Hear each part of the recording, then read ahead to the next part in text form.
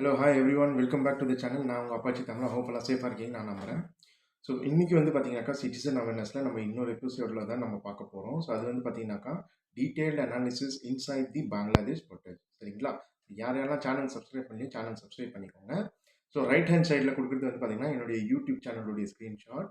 And next left hand side வந்து பார்த்தீங்கன்னாக்கா என்னுடைய இன்ஸ்டா பேஜோடைய ஸ்க்ரீன்ஷாட். ஸோ யார் யாரெல்லாம் என்னை ஃபாலோ பண்ண சப்ஸ்கிரைப் பண்ணிக்கோ டக்குன்னு ஃபாலோ பண்ணிவிட்டு சப்ஸ்கிரைப் பண்ணிவிட்டு பெல் பட்டன் கிளிக் பண்ணிக்கோங்க. Notification for regular update. So வாங்க வீடியோக்குள்ளே போகலாம்.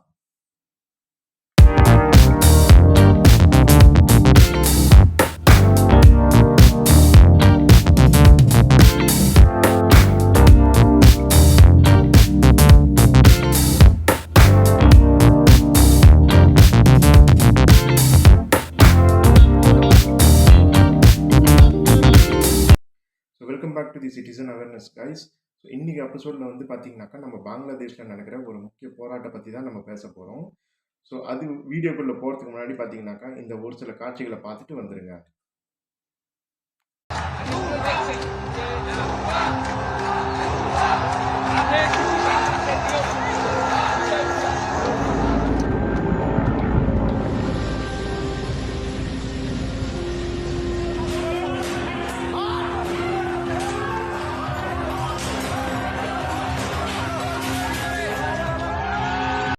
என்ன கைஸ், காட்சியெல்லாம் பார்த்தீங்களா? ஓரளவுக்கு டிஸ்டர்பன்ஸாக இருக்கும். So okay. ஸோ இது வந்து இப்போ நெக்ஸ்ட்டு நம்ம பார்க்க போகிறது பார்த்தீங்கன்னாக்கா என்ன பிரச்சனை, என்ன டீட்டெயில்டாக நம்ம அனாலிசிஸ் பண்ணலாம். முதல்ல பங்களாதேஷ் எப்படி உருவாச்சு, இதோடைய கரண்ட்டு பொலிட்டிக்கல் பேக்ரவுண்ட் என்ன, ப்ளஸ் பியூரோக்ராட்ஸோடைய ஒரு சில detail and ranking and status எல்லாமே பார்த்துடலாம். சரிங்களா? ஸோ இவங்க தான் வந்து பார்த்தீங்கன்னாக்கா Mrs Sheikh Hasina, prime minister of Bangladesh. சரிங்களா? இவங்க வந்து பார்த்தீங்கன்னாக்கா 300 தொகுதி உள்ள ஒரு சீட்டு எலெக்ஷனில் 2024 இந்த வருடம் கிட்டத்தட்ட 224 தொகுதியில் வின் பண்ணி அந்த நாட்டுடைய பிரைம் மினிஸ்டர் செலக்ட் ஆகியிருக்காங்க. சரிங்களா? ஸோ மற்ற கட்சிகள்லாம் பார்த்தீங்கன்னாக்கா கிட்டத்தட்ட 11 வந்து மெயின் ஆப்போசிஷன் கட்சி வின் பண்ணியிருக்கு. கிட்டத்தட்ட 62 சீட் வந்து இண்டிபெண்ட் ஒன் பண்ணியிருக்காங்க. அண்ட் மீதி வந்து மற்றவர்கள் வந்து பார்த்தீங்கன்னாக்கா ஒரு 3 பேர் தான் வின் பண்ணியிருக்காங்க. ஸோ 300 தொகுதிகளில் வந்து பார்த்தீங்கன்னாக்கா கிட்டத்தட்ட 80% ஆஃப் த சீட்ஸ் வந்து பார்த்தீங்கன்னாக்கா ஷேக் ஹசீனா வின் பண்ணியிருக்காங்க. சரிங்களா? ஸோ இதுதான் இவங்களுடைய பேக்ரவுண்ட். ஸோ நெக்ஸ்ட்டு நம்ம பார்க்க போகிறது என்னன்னு பார்த்தீங்கன்னாக்கா பங்களாதேஷோடைய ஒரு சில எக்ஸ்ட்ரா டீட்டெயில்ஸ். சரிங்களா? ஸோ அந்த அடிஷ்னல் டீட்டெயில்ஸ் என்னன்னு பார்த்தீங்கன்னாக்கா உங்களுக்கு லெஃப்ட் ஹேண்ட் சைடில் இருக்கிறது உங்களுடைய பங்களாதேஷோடைய மேப். சரிங்களா? உலகத்திலே பங்களாதேஷோடைய வரைபடத்துக்கு இந்தியாவும் உறுதுணையாக இருந்திருக்கு கைஸ். ஆமாம், அதுக்கு பற்றின டீட்டெயில்ஸ் நம்ம இன்டெப்த்தாக நம்ம பார்ப்போம். ஸோ இதுதான் பங்களாதேஷோடைய மேப் அண்ட் கொடி. சரிங்களா? ஸோ பங்களாதேஷோடைய கேபிட்டல் வந்து பார்த்தீங்கன்னாக்கா டாக்கா. பங்களாதேஷோடைய ஒஃபிஷியல் லாங்குவேஜ் வந்து பார்த்தீங்கன்னாக்கா பெங்காலி. சரிங்களா? அதே மாதிரி அவங்க யூஸ் பண்ணுற கரன்சி வந்து பார்த்தீங்கன்னாக்கா பங்களாதேஷி டாக்கான்னு சொல்லுவாங்க. கிட்டத்தட்ட 2022 சென்சஸ் வந்து டேட்டா கலெக்ட் பண்ணியிருக்காங்க. அதுபடி பார்த்தீங்கன்னாக்கா 16 மில்லியன்ஸுக்கு மேலே போகுது கைஸ். சரிங்களா? ஸோ அது என்னன்னு பார்த்து எனக்கு கீழே கமெண்ட் மென்ஷன் பண்ணுங்கள். ஓகே. ஸோ இவங்களுடைய கிராஸ் டொமஸ்டிக் ப்ராடக்ட்ஸ் அதாவது ஜிடிபி வந்து பார்த்தீங்கன்னாக்கா $1.62 ட்ரில்லியன்ஸில் கைஸ். சரிங்களா? So it is $1.62 trillion of GDP. So இதுதான் வந்து பார்த்தீங்கன்னாக்கா பங்களாதேஷுடைய வரைவு படம். சரிங்களா? ஸோ நெக்ஸ்ட் நம்ம பார்க்க போகிறது யாருன்னு பார்த்தீங்கன்னாக்கா இந்த நாட்டுடைய பிரசிடென்ட் யார். ஸோ பிரசிடென்ட் ஆஃப் பங்களாதேஷ் அப்படின்னு நீங்கள் பார்த்தீங்கன்னாக்கா அவர் பேர் வச்சு மிஸ்டர் முகமது ஷஹாபுதீன். அண்ட் அந்த நாட்டுடைய சீஃப் ஜஸ்டிஸ் வந்து பார்த்தீங்கன்னாக்கா ஒபைதுல் ஹசன். சரிங்களா? ஸோ இவங்க தான் அங்கே நாட்டுடைய முக்கிய சட்டத்திட்டங்கள் லெஜிஸ்லேட்டிவ் பற்றி அனலைஸ் பண்ணுறவங்க. சரிங்களா? ஸோ வழிகாட்டின்னு வச்சுக்கோங்களேன். ஒரு நாட்டுடைய ஜனாதிபதி நாட்டுக்கே வழிகாட்டி ப்ளஸ் ரெப்ரசன்டேட்டிவ். சீஃப் ஜஸ்டிஸ் வந்து உள்ளே நடக்கிற லா அண்ட் அது சம்மந்தப்பட்ட ஆக்டை ரீஃபார்ம் பண்ணுறதோ இல்லை இம்ப்ளிமெண்ட் பண்ணுறதோ இல்லை ஜட்ஜ்மெண்ட் கொடுக்குறதுல அவங்க எக்ஸ்பர்ட். சரிங்களா? ஸோ நெக்ஸ்ட்டு பார்க்க போகிறது என்னன்னு பார்த்தீங்கன்னாக்கா அங்கே உள்ள சில ரிலீஜியன் ஸ்டேட்டஸ். சரிங்களா? ஸோ அங்கே வந்து பார்த்தீங்கன்னாக்கா இஸ்லாம் வந்து 91.04 விழுக்காடு வந்து கவர் பண்ணியிருக்காங்க. ஆல்மோஸ்ட் 90% நபம் வந்து பார்த்தீங்கன்னாக்கா இஸ்லாம் பாப்புலேஷன் தான். ஸோ 7.95% வந்து பார்த்தீங்கன்னாக்கா ஹிந்துவிசம், 0.61% ஆஃப் பாப்புலேஷன் வந்து பார்த்தீங்கன்னாக்கா புத்திசமை ஃபாலோ பண்ணுறாங்க.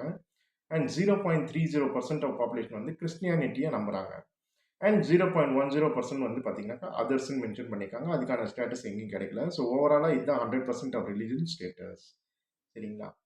ஸோ நெக்ஸ்ட்டு நம்ம பார்க்க போகிற வரைபடம் வந்து பார்த்தீங்கன்னாக்கா East Pakistan and West Pakistan காலகட்டத்தில் இருந்த வரைபடம் இதுதான் guys. So right hand side extreme large green area வந்து பார்த்தீங்கன்னாக்கா West Pakistan. Left hand side வந்து பார்த்தீங்கன்னாக்கா உங்களுக்கு ஈஸ்ட் பாகிஸ்தான் சொல்லுவாங்க. அதே மாதிரி ரைட் ஹேண்ட் சைடில் உங்களுக்கு க்ரீன் இருக்குது நம்மளுடைய வெஸ்ட் பாகிஸ்தான். ஸோ பாகிஸ்தானுடைய ஒரு அங்கமாக தான் வந்து பார்த்தீங்கன்னாக்கா இந்த பங்களாதேஷ் 1971க்கு முன்ன வரைக்கும் இருந்தது கைஸ். சரிங்களா? ஸோ 1971க்கு அப்புறம் நடந்த போர் ஆப்ரேஷன் விஜயாவில் தான் வந்து பார்த்தீங்கன்னாக்கா பங்களாதேஷ் ஒரு தனி நாடாக உருவெடுத்துச்சு. சரிங்களா? ஸோ இதுக்கு முக்கிய பங்கு வகிக்கிறது பார்த்தீங்கன்னாக்கா நம்ம இந்திய நாடு தான். Because of India the Bangladesh got origination. சரிங்களா? So world ranking and demography status பார்த்துடலாம் டக்குன்னு. ஸோ டோட்டல் ஏரியா இவங்க கவர் பண்ணுறது பார்த்தீங்கன்னாக்கா வேர்ல்டுலேயே 94th ரேங்க் பொசிஷன் பண்ணுறாங்க in terms of total area and land. சரிங்களா? வாட்டர் ஏரியா வந்து பார்த்தீங்கன்னாக்கா 39th ரேங்க்கில் இருக்காங்க. பார்டர் லென்த் படி பார்த்தீங்கன்னாக்கா ranks 42nd. And coastline boundaries வந்து பார்த்தீங்கன்னாக்கா 88th ரேங்க்கில் இருக்காங்க. இதுதான் வந்து வேர்ல்டு ரேங்கிங் ஸ்டேட்டஸ்.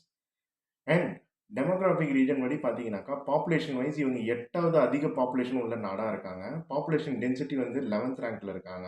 லேபர் ஃபோர்ஸில் வந்து 8th ரேங்க்கில் இருக்காங்க. நம்பர் ஆஃப் இன்டர்நேஷ்னல் மைக்ரன்ஸ் வந்து 37th ரேங்க்கில் இருக்காங்க. நம்பர் ஆஃப் முஸ்லீம் பாப்புலேஷன் வந்து 4th ரேங்க்கில் இருக்காங்க. And number of Hinduism population வந்து 3rd ரேங்க்கில் இருக்காங்க கைஸ். ஸோ இதுதான் வந்து world ranking and demographic status. சரிங்களா? ஸோ நெக்ஸ்ட்டு நம்ம பேசணும் இல்லைங்களா, ஈஸ்ட் பாகிஸ்தான்லேருந்து எப்படி பங்களாதேஷாக உருவாச்சுன்னு. ஸோ இதுக்கான பின்னணி என்னன்றது நம்ம பார்த்துடலாம். ஸோ இவங்க தான் வந்து பார்த்தீங்கன்னாக்கா நம்ம நாட்டுடைய முன்னாள் பெண் பிரதமர். சரிங்களா? அதே மாதிரி இவங்க ஃபைனான்ஸ் மினிஸ்டராகவும் இருந்திருக்காங்க, டிஃபென்ஸ் மினிஸ்டராகவும் இருந்திருக்காங்க. இவங்க வேறு யாரும் இல்லை கைஸ், நம்மளுடைய முதல் இந்திய பிரதமர் டாக்டர் பண்டிட் ஜவஹர்லால் நேருடைய மகள். சரிங்களா? இவங்க வந்து பார்த்தீங்கன்னாக்கா நம்ம நாட்டுடைய பிரதமராக இருந்தப்போ 1921 எமர்ஜென்சி டெக்ளேர் பண்ணுறாங்க. ஸோ இதில் வந்து பார்த்தீங்கன்னாக்கா பங்களாதேஷை பாகிஸ்தான்கிட்டேருந்து விடுவிச்சு ஒரு புது நாடாக உருவாக்குறதுக்கு திட்டம் வகுக்கிறாங்க. சரிங்களா? ஸோ இதுக்கு துணையாக சப்போர்ட்டிவாக மிகப்பெரிய பலமாக இருந்தவர் தான் பார்த்தீங்கன்னாக்கா ஃபீல்டு மார்ஷல் சாம் ஹர்முஸ்ஜி, ஃப்ரேம்ஜி, ஜம்ஷெட்ஜி மானெக்ஷா. இவர் தான் வந்து சுருக்கமாக நம்ம நாட்டில் ஃபீல்டு மார்ஷல் சாம் மானெக்ஷான்னு சொல்லுவோம், இல்லை சாம் பஹாதூர்னு சொல்லுவோம்.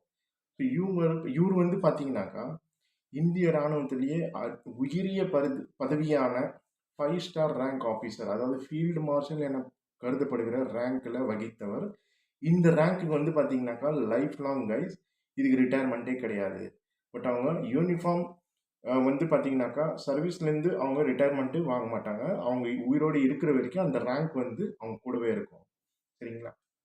ஸோ இவர் வந்து பார்த்தீங்கன்னாக்கா கூர்கா படையை சேர்ந்தவர், அதாவது 1/11 கூர்கா ரைஃபிள்ஸ்ன்னு சொல்லுவாங்க, அந்த படை வகையில் சேர்ந்தவர்கள். சரிங்களா? இந்த படை தான் வந்து பார்த்தீங்கன்னாக்கா கார்கில் போரில் பாகிஸ்தானோட மொத்த பல்லை வந்து உடைச்சி அவங்கள திருப்பி ரிட்டர்ன் அனுப்பிச்சிட்டாங்க. ஸோ அது வந்து ஒரு பெரிய வரலாறே இருக்குது. சரிங்களா கைஸ்? அண்ட் இவர் வந்து பார்த்தீங்கன்னாக்கா நம்ம நாட்டில் ஆஃபீஸராக செலக்ட் ஆகக்கூடிய ஃபஸ்ட்டு ஜென்டில்மேன் கேடட், அதாவது ஆஃபீஸர் கேட்டகரியில் செலக்ட் ஆன இந்தியராக பார்த்தீங்கன்னாக்கா இவர் தான் வந்து பார்த்தீங்கன்னாக்கா முதல் பிரிட்டிஷோடைய ஆட்சி காலத்தில். ஸோ அப்போ தான் வந்து பார்த்தீங்கன்னாக்கா இந்தியன் மிலிட்ரி அகாடமியை எஸ்டாப்ளிஷ் பண்ணாங்க 1932. ஸோ அதில் ஃபஸ்ட்டு 40 பேரில் உள்ள ஒரு இந்தியர் யாருன்னு பார்த்தீங்கன்னாக்கா ஃபஸ்ட் இந்தியன் இவர் தான். சரிங்களா? ஸோ அவருக்கு கூட வந்து பார்த்தீங்கன்னாக்கா பாகிஸ்தான் ஜெனரலும் கூட பயிற்சி பெற்றவர் தான். பங்களாதேஷ் சீஃப் வந்து பார்த்தீங்கன்னாக்கா பயிற்சி பெற்றவர் தான். ஸோ நெக்ஸ்ட்டு நம்ம வந்து பார்க்கலாம் கைஸ். ஸோ இந்த புகைப்படம் பார்த்தீங்கன்னாக்கா இது வந்து உலக புகழ்பெற்ற ஒரு புகைப்படம். இதில் வந்து பார்த்தீங்கன்னாக்கா அப்போதைய இராணுவ தளபதி ஆஃப் பங்களாதேஷ் ஜெனரல் நியாசி வந்து பார்த்தீங்கன்னாக்கா 93,000 இராணுவ வீரர்களோடு சேர்ந்து இந்தியா கிட்ட சரணடைகிறார். சரிங்களா? ஸோ பங்களாதேஷ் போரில் மற்றும் இல்லை கைஸ், உலகளாவியே வந்து பார்த்தீங்கன்னாக்கா ஒரு இராணுவம் இன்னொரு நாட்டுடைய இராணுவத்தை அதிக அளவில் சரண்டர் பண்ண வச்ச ஒரே பெருமை இந்திய இராணுவத்துக்கு போய் சேரும் கைஸ். அதுக்கான முழு பங்கு வகிச்சவர் யாருன்னு பார்த்தீங்கன்னாக்கா ஃபீல்டு மார்ஷல் ஷாம் பஹாதூர். சரிங்களா? ஸோ இவர் தான் வந்து பார்த்தீங்கன்னாக்கா lieutenant general Jagjit Singh Arora. So இவர் வந்து பார்த்தீங்கன்னாக்கா இந்திய இராணுவத்தில் பஞ்சாப் ரெஜிமெண்ட்டை சேர்ந்தவர். சரிங்களா? இவருடைய அண்டர் சிக்னேட்ரி அண்ட் அக்ரிமெண்ட்டில் தான் வந்து பார்த்தீங்கன்னாக்கா ஜெனரல் நியாசியும் 93,000 சோல்ஜர்ஸ் பாகிஸ்தான் ஆர்மின்னு பார்த்தீங்கன்னாக்கா சரண்டர் அடைஞ்சிருக்காங்க. ஸோ உலக வரலாற்றில் இது வரைக்கும் எந்த இராணுவத்தும் சரி, பல பலமான இராணுவம் இருக்குது நம்ம உலகத்தில். USA, British, NATO, Russia et cetera. But எந்த ஒரு வெளிநாட்டாலையும் பண்ண முடியாதது நம்ம இந்திய ராணுவம் சாதிச்சு காட்டியிருக்காங்க.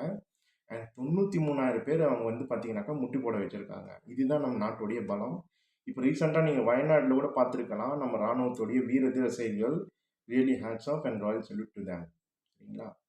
ஸோ இதுதான் வந்து பார்த்தீங்கன்னாக்கா பங்களாதேஷ் உருவானதுக்கான முக்கிய ஒரு பங்காற்றிய பிரதமர் Indira Gandhi, field marshal Sam Bahadur and lieutenant general Jagjit Singh Arora and ஒட்டுமொத்த இந்திய ராணுவத்துடைய ஆப்ரேஷன் விஜய் வந்து சக்ஸஸ்ஃபுல்லாக கண்டக்ட் பண்ண ஒரு மிகப்பெரிய ஆப்ரேஷன் கைஸ்.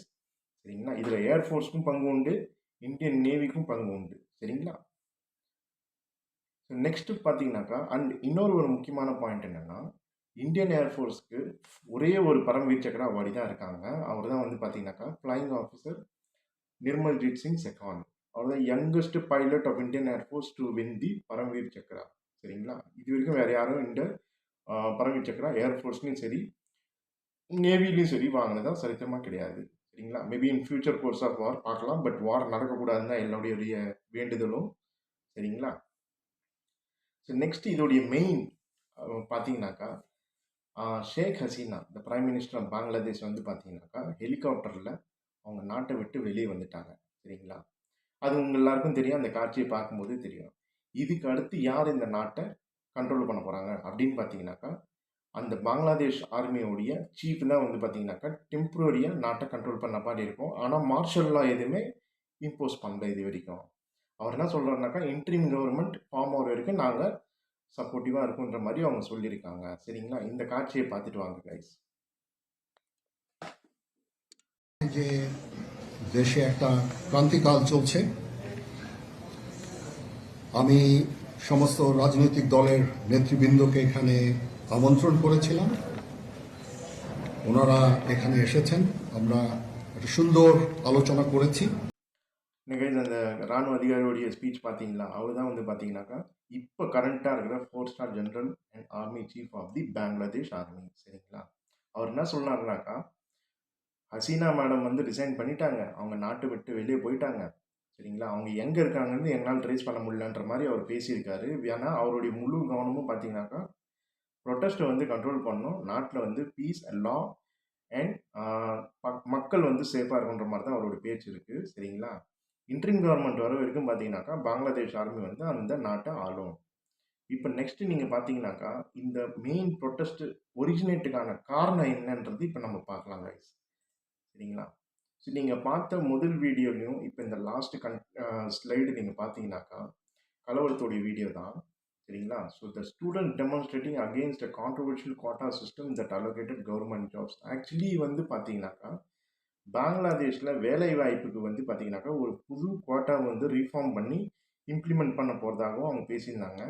அது வந்து அங்கே இருக்கிற இளைஞர்களுக்கு பிடிக்கல போலகுது. அதனால தான் அவங்க வந்து இந்த ரிஃபார்மேஷன் வந்து மாற்றுங்க, எங்களுக்கு வந்து புது கோட்டா வேணும், எங்களுடைய கோரிக்கையை முன் வச்சிருக்கோம் அப்படின்னு சொல்லிட்டு அவங்க களத்தில் இறங்கினாங்க. ஸோ அவங்களுடைய கோரிக்கை என்னன்னு பார்த்தீங்கன்னா cancellation of existing quota system of government jobs. சரிங்களா? இதுக்கு முன்னே ஃபாலோ பண்ணிட்டு வந்த ரெக்ரூட்மெண்ட் சிஸ்டமை அபாலிஷ் பண்ணுங்கிற மாதிரி பேசியிருக்காரு. நெக்ஸ்ட் வந்து பார்த்தீங்கன்னாக்கா provisions of quota at fair rates to minority groups and disable people. இதில் வந்து பார்த்தீங்கன்னாக்கா டிசேபிள் பீப்புளும் அண்ட் ரொம்ப தாழ்த்தப்பட்ட மக்களுக்கான வேலைவாய்ப்பு உறுதிப்படுத்துகிற மாதிரி அவங்க கேட்டிருக்காங்க. நெக்ஸ்ட் வந்து பார்த்தீங்கன்னாக்கா passing a new law in the parliament which establishes a new quota system for maximum of 5% of total jobs. இந்த நியூ லா வந்து பார்லிமெண்ட்டில் இம்ப்ளிமெண்ட் பண்ணி அந்த கோட்டா சிஸ்டமில் 5% வரைக்கும் இன்னும் டோட்டல் ஜாப்ஸ் வந்து ரெக்ரூட் பண்ணுங்க அப்படின்ற மாதிரி அவங்க பேசியிருக்காங்க. பட் இந்த கோட்டா சிஸ்டம் ப்ராட்டஸ்ட்னால பார்த்தீங்கன்னாக்கா என்ன நிலவரன்றது இந்த ப்ரொட்டஸ்டேட்டர்ஸ் டேபிளில் நீங்கள் பார்த்தீங்கன்னா உங்களுக்கு தெரியும். இது வரைக்கும் கிட்டத்தட்ட கன்ஃபார்ம் ஆன டெத்து வந்து அந்த ப்ராட்டஸ்ட்னால பார்த்தீங்கன்னா 215 பேர் உயிர் இருந்திருக்காங்க. அன்அஃபிஷியல் டெத் அந்த ப்ராட்டஸ்ட்டில் நடந்திருக்கலாம், இல்லை கொலையாக இருக்கலாம், இல்லை மர்டராக இருக்கலாம், என்ன வேணா இருக்கலாம். அதில் வந்து பார்த்தீங்கன்னா 300லேருந்து 500 பேர் வந்து பார்த்தீங்கன்னாக்கா உயிரை இழந்திருக்காங்க. கிட்டத்தட்ட 20,000 பேர் வந்து இன்ஜுரி ஆகிருக்காங்க. சில்ட்ரன் வந்து பார்த்தீங்கன்னா கிட்டத்தட்ட ஒரு 20 குழந்தைங்கள் வந்து செத்துருக்காங்க. அண்ட் இது வரைக்கும் பங்களாதேஷ் போலீஸ் வந்து பார்த்தீங்கன்னாக்கா கிட்டத்தட்ட 11,000 பேர் இந்த ப்ரொடெஸ்ட்டில் சம்மந்தப்பட்டவங்களை கைது பண்ணியிருக்காங்க. சரிங்களா? ஸோ என்ன கைஸ், இப்போ ஒரு டீட்டெயில்டு அனாலிசிஸ் பண்ணதுக்கப்புறம் உங்களுக்கு ஸ்டேட்டஸ் புரிஞ்சிருக்கும் நம்ம பக்கத்து நாடான பங்களாதேஷில் வந்து என்ன நிலவரம்னு சொல்லிட்டு. சரிங்களா? ஸோ இது சம்மந்தப்பட்ட எதுனா கேள்வி இல்லை queries எதுனா இருந்துச்சுன்னா கமெண்ட்டில் மென்ஷன் பண்ணுங்கள். நான் அதுக்கு வந்து கண்டிப்பாக ரிப்ளை பண்ணுறேன். சரிங்களா? So that's it for the video guys and thank you so much for being with the Apache Tamizha citizen awareness. So இந்த எபிசோடு வந்து இன்னொரு வீடியோவில் நான் உங்களை சந்திக்கிறேன். ஸோ அது வரைக்கும் யாரெல்லாம் சேனல் சப்ஸ்கிரைப் பண்ணுங்கள், பெல் பட்டன் கிளிக் பண்ணிக்கோங்க.